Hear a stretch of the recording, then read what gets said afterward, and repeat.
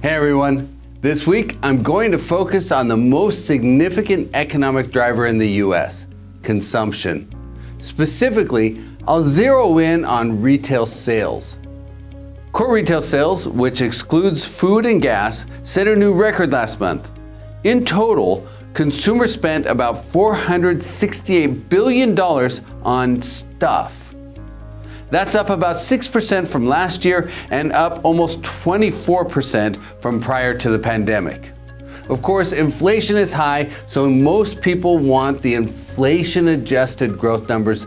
So the inflation-adjusted core retail sales increase was 1.1% from last year and a gain of 15.6% from before the pandemic.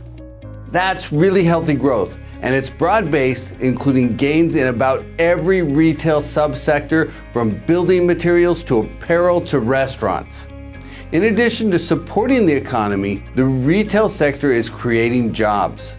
There are about 278,000 more people working in retail today than there were prior to the pandemic. In fact, when I talk to investors, most are shying away from the retail sector. For that, I blame the press. It seems like they're always down on retail, highlighting how the sector will be crushed by e-commerce in some fantastic retail apocalypse, or they're obsessing on the death of Sears and Kmart. Yes, there's always some churn in the retail sector, but overall the retail industry continues to reinvent itself and perform.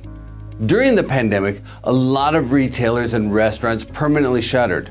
But most of the victims were pretty much on the ropes before the health crisis struck. Retailers get over-leveraged, like Toys R Us was. Or they get beaten by the competition, like Kmart was. Or they fail to reinvent and adapt their business models, like Sears did. Those are management problems, not intrinsic retail sector problems. Still, investors are being swayed by the negative news. In our most recent investor survey, just 20% of respondents thought it was a good time to buy retail properties. That's just a shade better than the 19% who think it's time to buy office properties. And office took a pretty big hit from the pandemic. Office vacancy rates went up by about 300 basis points over the health crisis.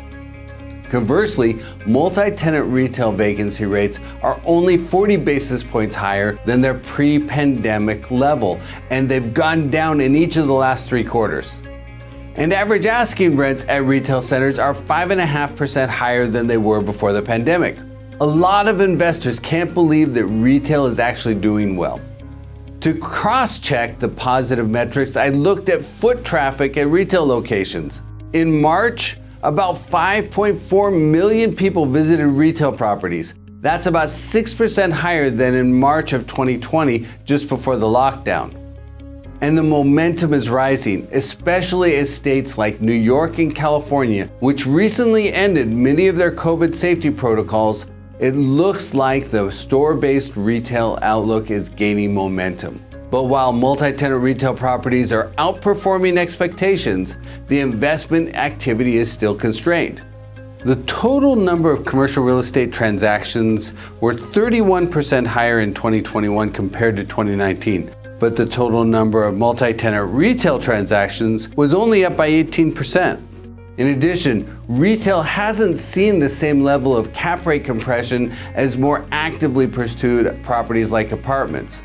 Multi-tenant cap rates currently average about 6.5% compared to multifamily, which is at about 4.8%. That's an opportunity. While many investors steer clear of retail investments because the media coverage of the sector has been negative, others are capitalizing on this to capture returns. Investors who take the time to look past the headlines often have opportunities to capitalize on market inefficiency, especially investors who keep their eyes on the horizon.